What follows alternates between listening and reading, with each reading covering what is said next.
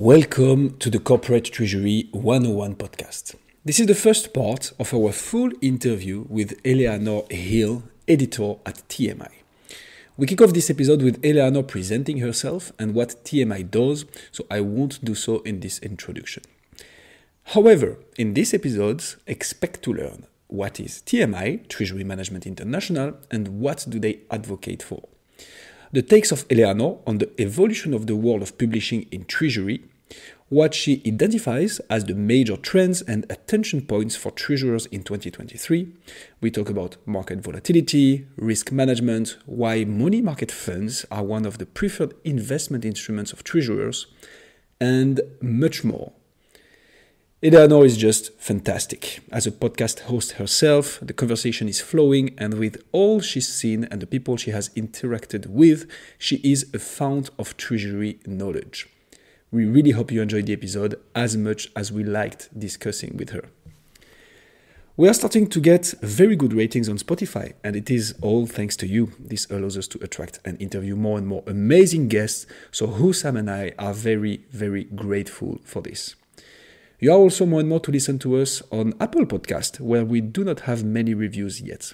If you are listening to us on this platform, please take 10 seconds to rate us and the podcast, as it helps us hugely and, makes Hussam and I very happy. Last note before leaving the floor to Eleanor, we are now on LinkedIn and we will be very active on this platform as of now. So if you want to reach out or contact us, this is the place to go. Just search for Corporate Treasury 101 on LinkedIn. With all that being said, please welcome Eleanor Hill.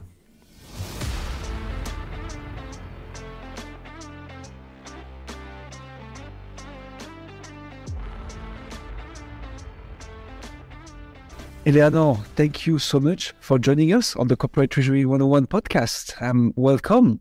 Can you maybe to start with and kick things off, quickly introduce yourself and explain us what you do?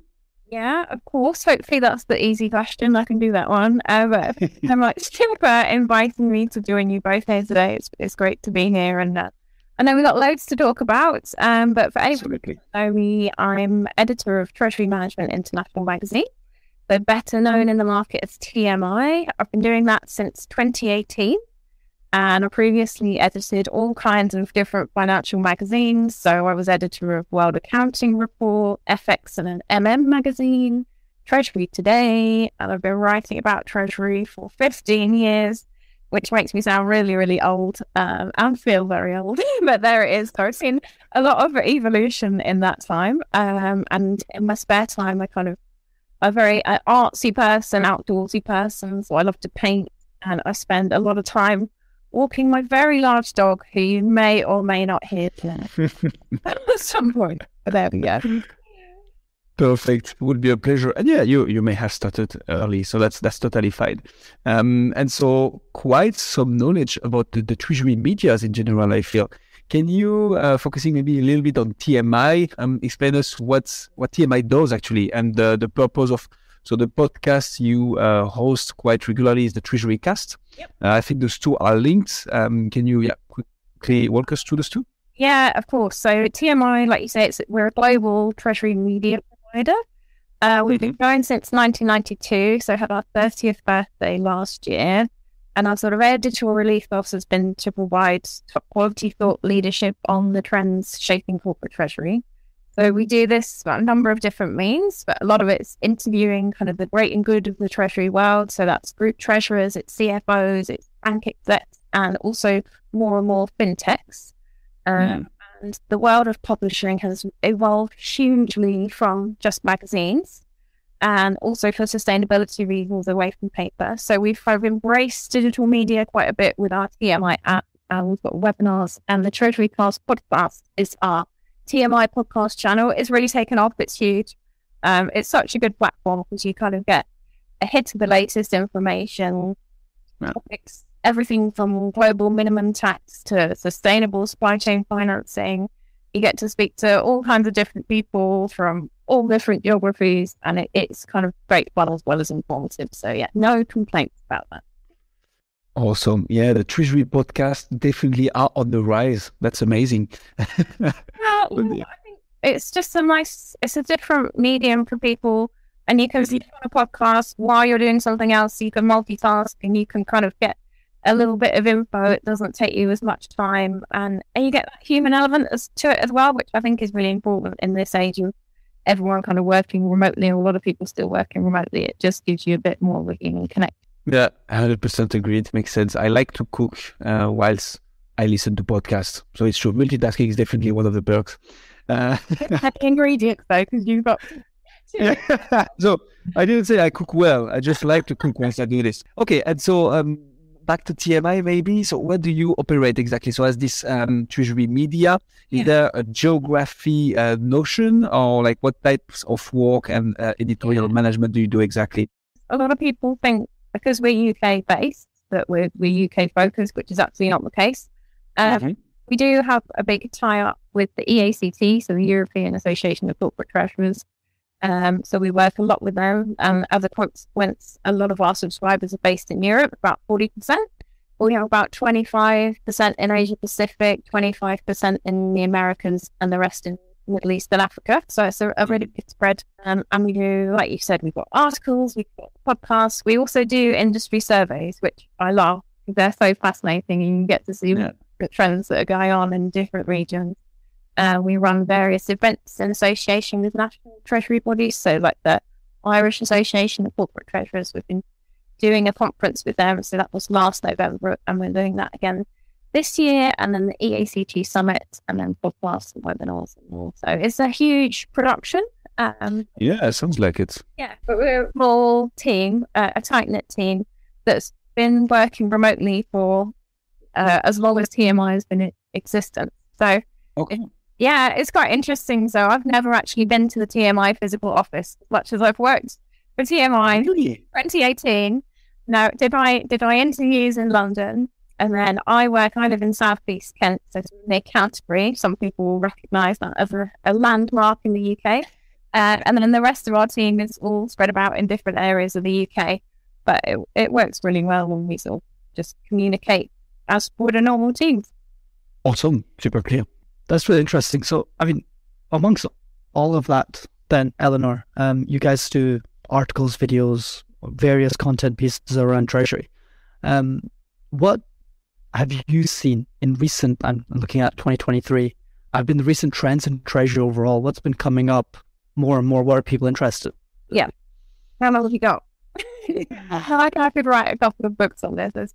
There's so much going on. Honestly, like, Treasury it's never dull. There's always something going on. But right now, it's just absolutely immense. There's so many challenges in the macro environment. So if we look at risk management to begin with, we've still got some geographies dealing with the pandemic, and there's still definitely shocks for the pandemic. We've got Russia's war in Ukraine. We've got other geopolitical tensions boiling over, the energy crisis, the economic squeeze. So there's sort of recession on the cards as well. That means that there's a great deal of market volatility, and in turn that means there's a huge spotlight on FX. And also for treasurers that deal with commodities, commodity risk is massively back in the spotlight as well. So hedging those more effectively, I think, would be probably a number one priority for a lot of our readers and listeners at the moment.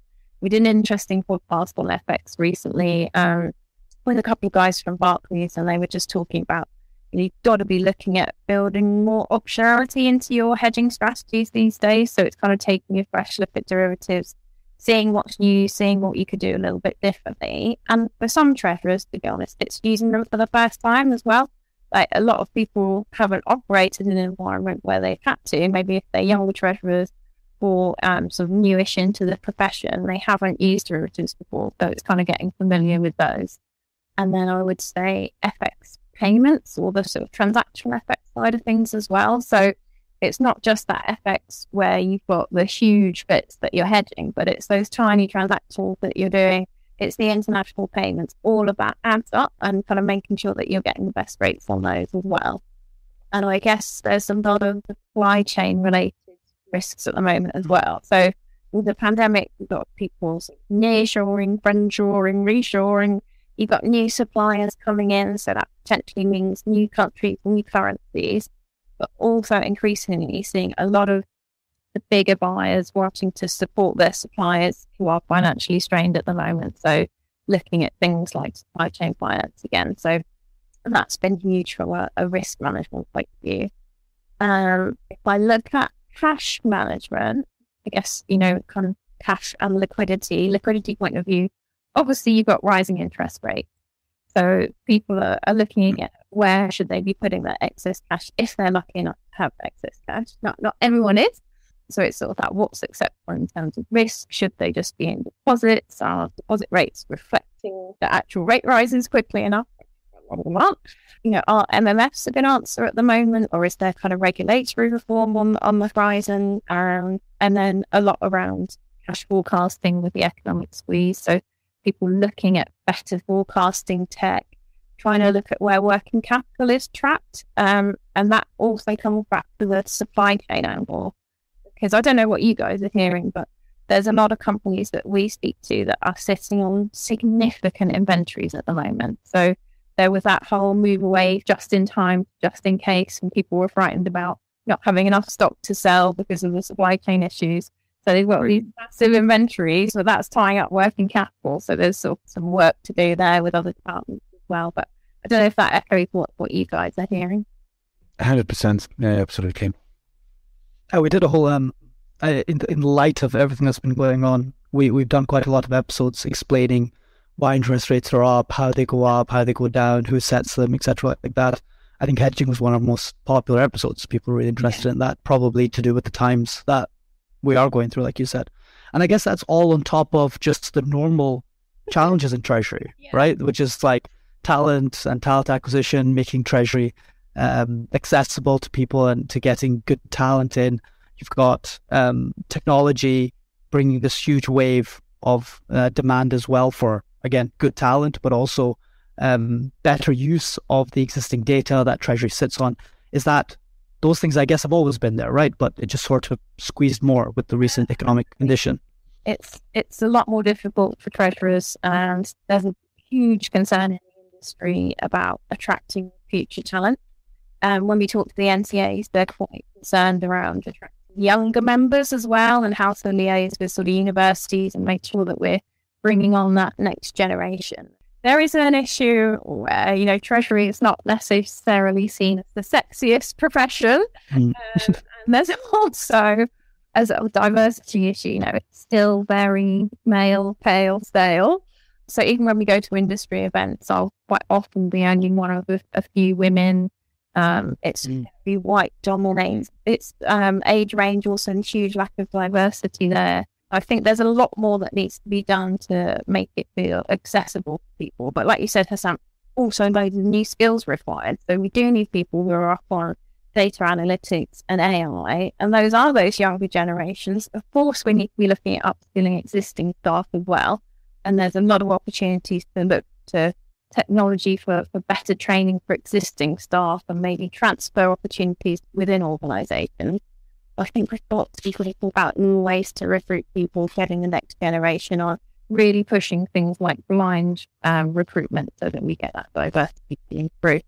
But there's got to have people with technology skills. You also, we did a survey back end of last year looking at what kind of skills treasurers might be looking for when they're recruiting in the future. And it was interest in tech, it was people skills, but it was also an interest in sustainability and ESG. And that's another huge theme coming through for treasurers, becoming massively mainstream, and treasurers wanting to appoint an ESG champion almost within the organisation. So there's a lot going on. It's moved beyond green bonds and loans to sustainable deposits, sustainable SDF. We've got ESG-linked FX derivatives. So there's a whole lot going on there as well. Yes, there's the negative connotations, there's the greenwashing. But again, that's another thing I think the finance is going forward. Okay, that was a lot. Just for our listeners, Guillaume, we've touched on pretty much all of those topics that Eleanor just mentioned. The only one that I don't think I've heard of before is MMF. I think you mentioned, Eleanor. Yeah. This is Corporate Treasury 101. So, and I'm here to be the dumb guy that asks the silly questions. So What's MMF? You mentioned it just briefly. MMF is a money market fund, so it will be an investment that some treasurers will use. They're quite popular with treasurers. Again, that's evolving. Actually, the ESG MMFs are coming, so there's a few about, but there's also a lot of regulation in that space. There's been some reform already, both in the EU and in the States, but there's a little bit more coming, so potentially. And why is it a tool that treasurers like exactly? What's one of the features that makes it convenient or safe, whatever it is? So that's one of the main things, and kind of very reliable. Because of the heavy regulation around it, feel like it's a safe place to put your money. Awesome. Indeed. Very cool. And so, out of interest, Eleanor, have you seen then, with this expanding need for better treasury in different corporations due to the conditions, do you see more interest from other parts of companies? So where typically perhaps TMI was just attracting treasurers, maybe you even starting to hear more from CFOs, for example, and from HR and whatnot. Is that also have you seen treasury broaden into other parts of an organization? Absolutely, and Treasury is actually recognised by other parts of the organisation. Victory. The Treasurer does now, that's half the battle. But we definitely have our readership is probably about 10% CFO. We quite often speak with CFOs about the Treasury is up to, what expectations they want.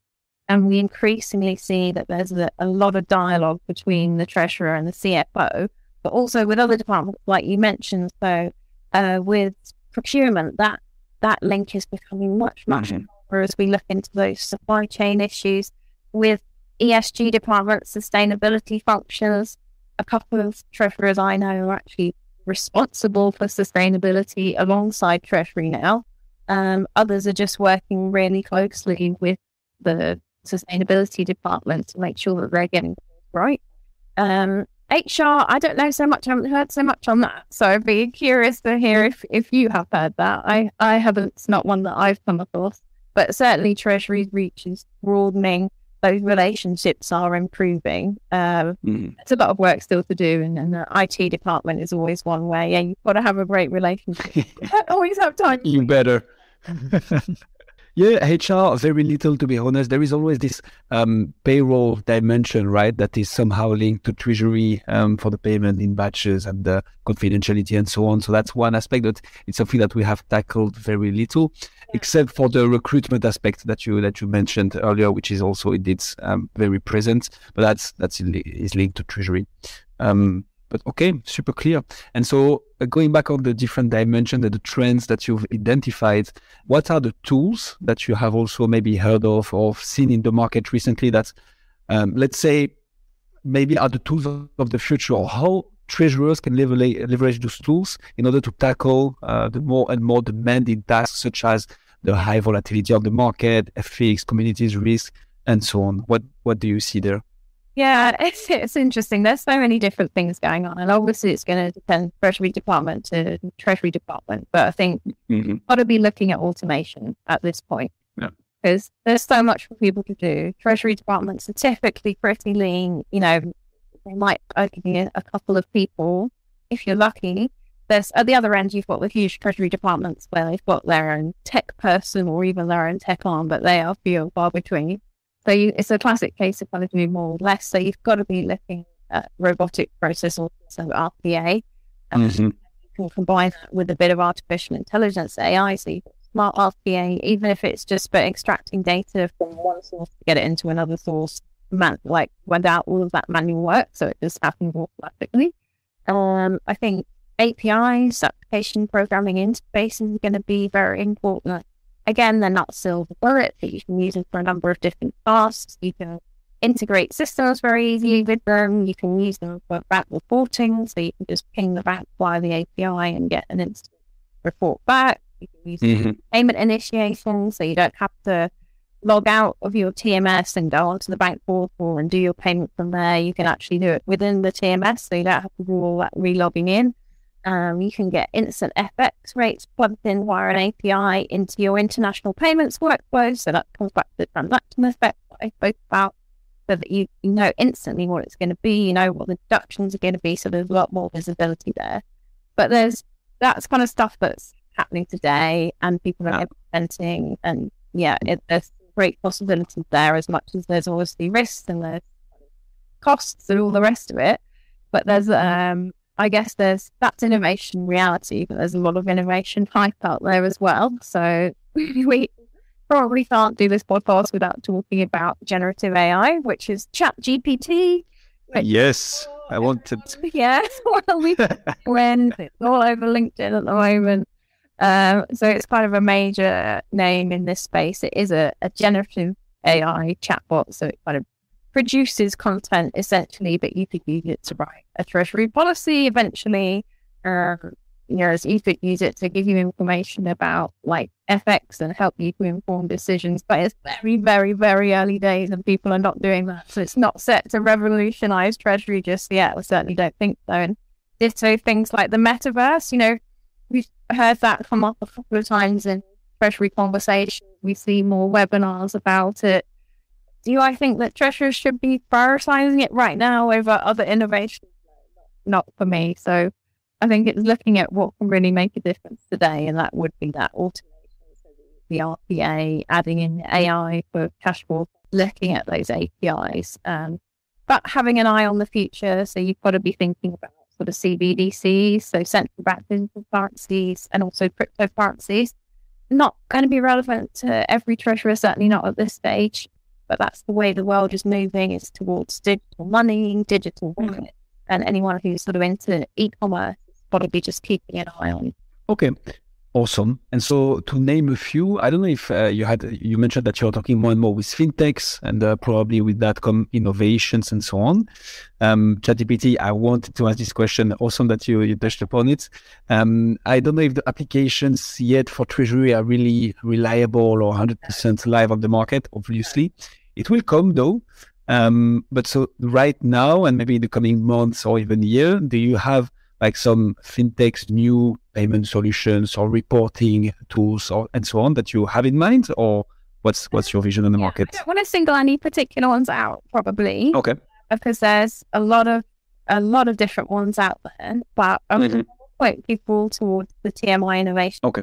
So this is where we host a load of different fintechs. We interview them, we ask them what they're up to, and then we kind of give a verdict on how we think they can help treasurers. So it's innovation.treasury-management.com. And they can kind of have a browse and look at all different fintechs in different areas. So some of them are looking at risk management, some of them are looking at dynamic discounting, and they all have some relevance to treasury. Not all of them operate in all geographies yet. They're small, they're upcoming.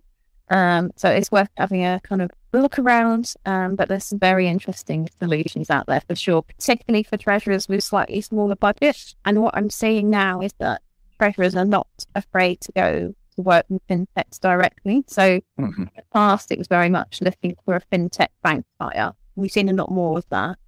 We're seeing a lot of fintechs, cash forecasting platforms, working with banks to integrate that into their systems, that kind of thing, so it's available for that bank's particular customer. But we're seeing treasurers just going direct to fintechs, having those relationships and getting things at a budget that they can afford. Awesome. Yeah, we'll put the link of the TMI Innovation Lab in the description for those interested, so they can have a look and see what's out there. So Eleanor, super interesting topics to touch on. One of the things that Guillaume's taught me about Treasury is you can't get away with talking about Treasury without also talking about regulation, which much to everyone's dismay, I think, in the Treasury world. So how have you seen, again, with all this change coming in Treasury, have you seen regulation coming as fast as well in the market? And is that something treasurers are concerned about? How are they tackling it? What's happening in the regulation space with all this rapid change in Treasury? Yeah, I mean, there's always regulation, and it's always evolving. So I mentioned the money market fund regulation earlier. That's just one minor part of what goes on in Treasury and the kind of regulations that treasurers are worried about. And of course, it varies hugely by region. But if we look at, so I mentioned the European Association of Corporate Treasurers earlier, they provide a regular update to their members on regulations to watch, and they've got 15 regulations on their watch list at the moment. So that kind of gives you an idea of the scope. So yes, there's a huge amount going on. It varies massively to where you operate, but one of the ones that's still ongoing is LIBOR transition, because the USD LIBOR is being phased out mid this year. So there's a lot of contracts, etc., that are still being transitioned across to new reference rates. There's a number of regulations coming into force at the beginning of next year, so beginning of 2024, that people need to be thinking about. One of them I mentioned already that we've done a podcast on, that's the global minimum tax. So this is the OECD move to 15% minimum corporation tax rate, and that was adopted by the EU at the end of last year. It's very ambitious, and there's a lot of suspicions that timelines will move and this will float on forever. But, there may potentially be an impact on where companies are operating, because certain jurisdictions won't be as tax efficient anymore. So that's obviously going to have an impact on Treasury and cash flows and structures and all the rest of it. And then on the ESG side of things, we're seeing treasurers become increasingly involved there, particularly if they're doing things like green financing or sustainable supply chain finance. So in the EU, we did have the non-financial reporting directive. That's going to be replaced by the CSRD, so the Corporate Sustainability Reporting Directive. And that elevates sustainability reporting to the same level as financial reporting for the first time. So that's quite a huge deal. And as much as it's not directly linked to Treasury, we'll probably see quite a lot of treasurers getting involved, like I said, if they're involved in ESG themselves, but also because they're just used to doing reporting. They know what's required. So they're probably going to have quite a few people coming to them asking questions. So that's one to be prepared for.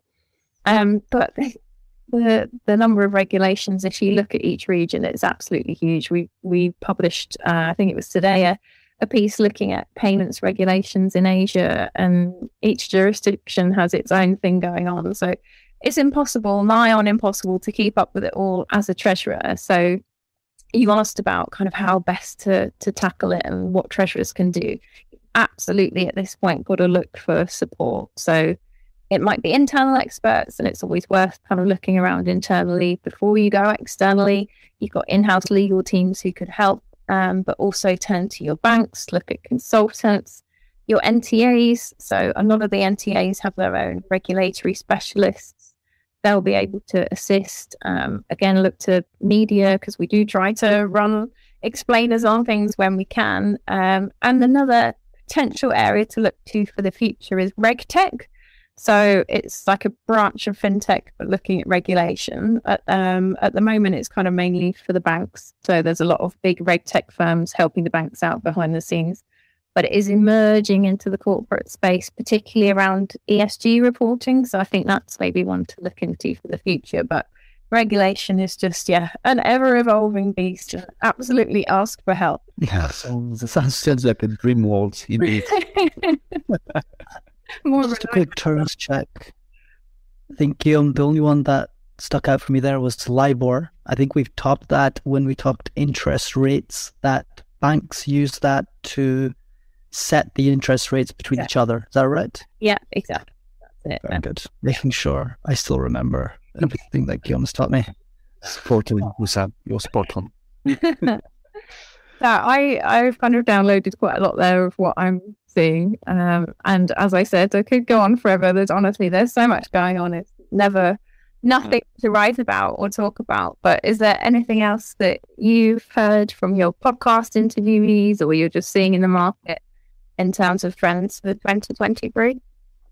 Well, the one that came often, especially, so obviously one of our first big interview was with Mike Richards, where we talked about the organization of Treasury Department and the different roles we can find in Treasury departments.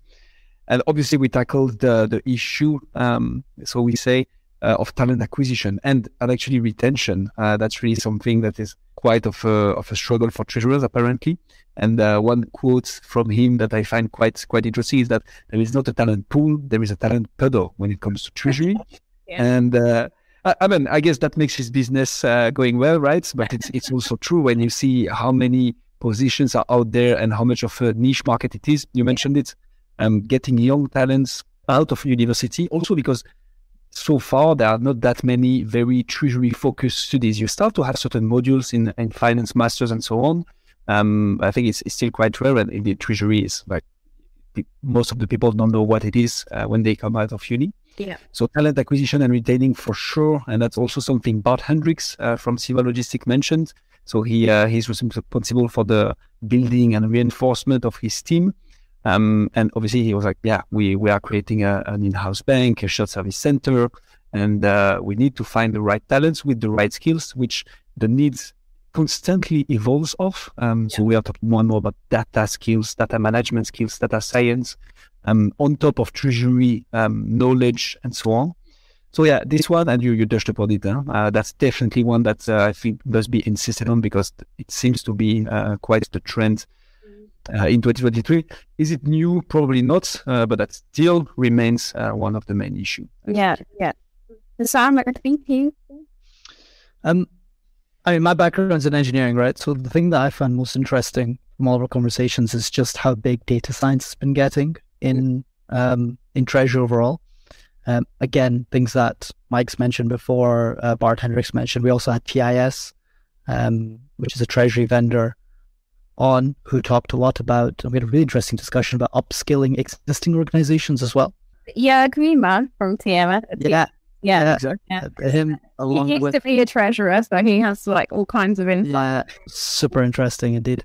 So I find that really interesting as a challenge, which is treasury departments need to not only recruit for the new age of data being the new gold, but also upskill existing talent, which sounds harder to me, at least.